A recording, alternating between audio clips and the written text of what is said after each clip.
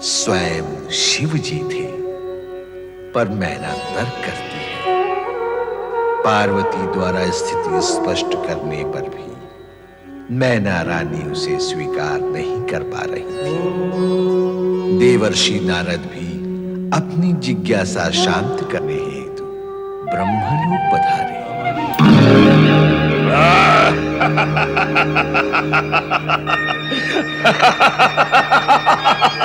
दानवराज महाबली तारकासुर की जय। नारायण नारायण। नारद, तुम मेघासुर इसे क्यों पकड़ लाए? इसलिए कि आप सोच सके और सोचकर निर्णय ले सके। स्पष्ट रूप से कहो मेघासुर, कहना क्या चाहते हो? महाबली, ये नारायण भक्त शिव की भक्ति करते हुए देवताओं को सूचित और आमंत्रित करने जा रहा था। ये दुष्ट आपका अमंगल सोच रहा था महाबली। ये चोटी वाला हमारा क्या अमंगल करेगा? अमंगल ये स्वयं नहीं करता, ये तो केवल सोचता है और करवाता है। इसका तो सोचना ही महाभयंकर है। मैंने इसे सोचते हुए देखा है। मेरा तो रोम रोम कांप गया इसे सोचते हुए देखकर। ऐसा क्या सोचते हुए देखा तुमने? बोलो। आपके वध के कार्यक्रम पर सोच रहा था महाबली। क्या? हाँ दैत्यराज, शिव पार्वती विवाह से पुत्र उत्पन्न होगा, शिव पुत्र, जो आपका वध करेगा। आपके वध से देवता प्रसन्न होंगे, इसलिए देवताओं को शिव पार्वती विवाह का वो शुभ समाचार देने जिसके भीतर आपके वध का कार्यक्रम छिपा हुआ था। आकाश मार्ग से जा रहा था ये चोटी वाला। इसे ऐसा सोचते हुए मैंने देख लिया और आपके पास पकड़ कर ले आया महाबली। हे नारद! नारायण नारायण। दैत्यराज, क्रोध करने से किसी को लाभ नहीं हुआ, हाँ हानि अवश्य हुई है। क्रोध करने से रक्त का प्रवाह विरुद्ध दिशा में बहने लगता है, अर्थात शरीर जीवन की ओर न बढ़कर मृत्यु की ओर बढ़ने लगता है। ज्ञानी और संतजन प्रभु से यही प्रार्थना करते हैं कि हे प्रभु, हमें मृत्यु की ओर से अमरत्व की ओर ले चलो। परंतु आप तो विपरीत दिशा में गमन कर रहे हैं दैत्यराज। नारद, बहुत अधिक बोलते हो तुम। बोल का ही तो मोल होता है दैत्यराज। फिर यह प्रश्न नहीं कि मैं अधिक बोलता हूं या कम बोलता हूं, मधुर बोलता हूं या कटु बोलता हूं, भयभीत होकर बोलता हूं या निर्भय होकर बोलता हूं। नहीं, आप मात्र इतना विचार करें कि मैं सत्य बोलता हूं या नहीं। नारद, क्या तुम अपनी वाणी पर कभी विराम नहीं लगाते? तो आप दैत्यराज मेरी वाणी पर विराम लगाने के इच्छुक हैं, क्योंकि दैत्यराज आप पे सत्य सुनने और उसे सहन करने की सामर्थ्य नहीं है। नारद! मेरी वाणी से यदि आपको इतना कष्ट होता है, तो आपके अत्याचार से प्रजा को कितना कष्ट होता होगा। दैत्यराज, यदि विराम लगाना ही है आपको, तो अपने अत्याचार हिंसा पर विराम लगाएं। सावधान नारद! सावधान तो मैं हूं ही दैत्यराज, परंतु आप अपनी हिंसा, स्वार्थ, अत्याचार और दुर्भावना पर विराम क्यों नहीं लगाते? दैत्यराज, जन जन की वाणी की गति तुम्हारे विरुद्ध बढ़ती जा रही है। ना तो तुम जन चेतना के प्रवाह को रोक सकते हो, ना जन साधारण के सत्य को रोक सकते हो, ना ही जनवाणी को रोक सकते हो। यदि रोकना ही है दैत्यराज, तो अपने पाप कर्मों को रोको, और यदि विराम लगाना ही है तो अपनी तामसिक वृत्ति पर लगाओ। नारद! नारद, हम तुम्हें नहीं छोड़ेंगे। दैत्यराज, दुष्कर्म करने की सौगंध ही ले रखी है आपने। कभी कभार भूले भटके सत्कर्म करने का विचार ही कर लिया करो। करना तो संभव क्या होगा। ये दुष्ट नारद तो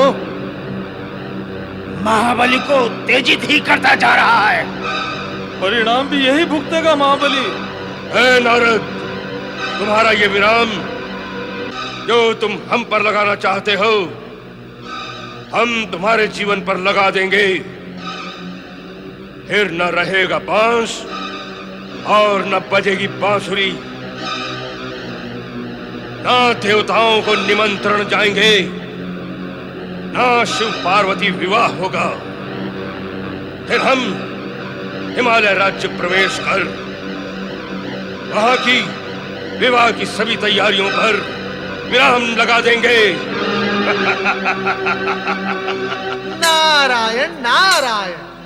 ज्ञानी सत्य ही कहते हैं कि अज्ञानी में दूरदर्शिता होती ही नहीं। क्या कहा तूने?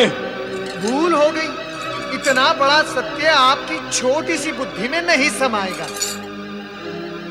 अभी तक जो मैंने कहा उस पर ध्यान न देकर अभी जो मैं कहने जा रहा हूं, कृपया आप उस पर ध्यान दें। क्या कहोगे? यही कि अपनी मृत्यु से पूर्व अपने मरने का आयोजन न करो।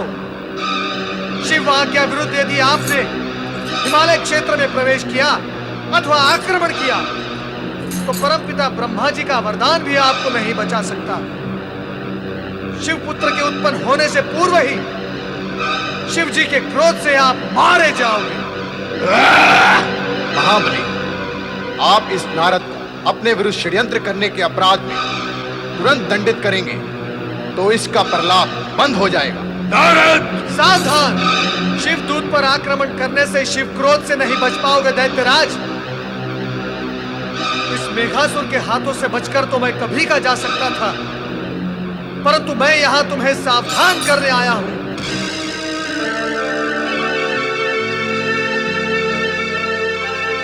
नारद, नारद कोई ऐसा उपाय बताओ कि मैं शिवपुत्र के हाथों न मरूं। शिव आराधना करो, इसी समय प्रारंभ करो। कहां गया?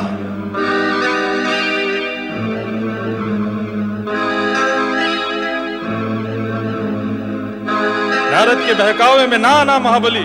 बहकावा? बहकावा नहीं तो और क्या है। आपको शिवाराधना का कुमार्ग बता गया है वो दुष्ट।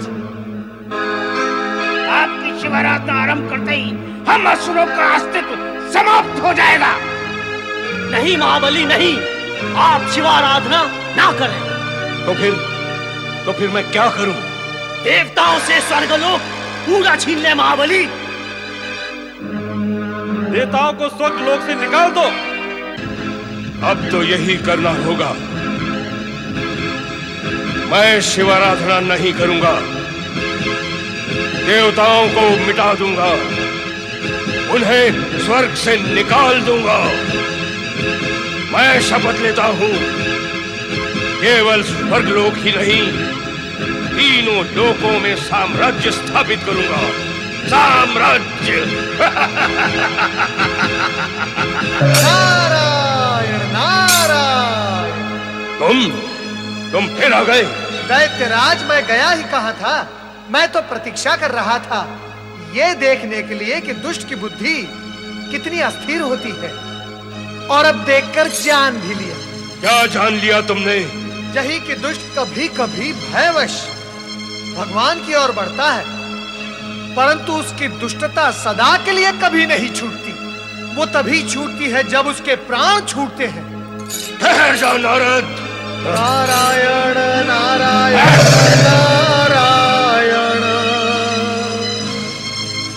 श्रीमन नारायण नारायण नारायण।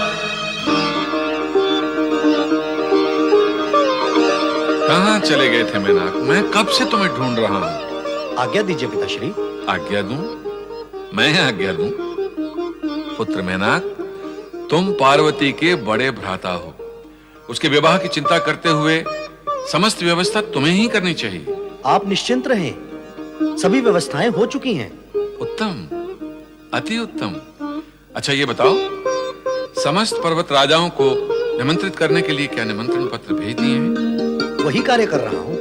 करो, शीघ्र करो और सुचारू रूप से करो। महामंत्री, आपने मुझे बुलाया राजन? आपको नहीं बुलाएंगे महामंत्री तो किससे बुलाएंगे? मैं निपट अकेला तो सारे कार्य नहीं कर सकता ना। विवाह की सारी व्यवस्था हो रही है महाराज। हमें आपसे यही आशा है महामंत्री। अब आप ऐसा कीजिए कि राजशिल्पी को बुलवाइए और हमारी राजधानी और राजप्रासाद को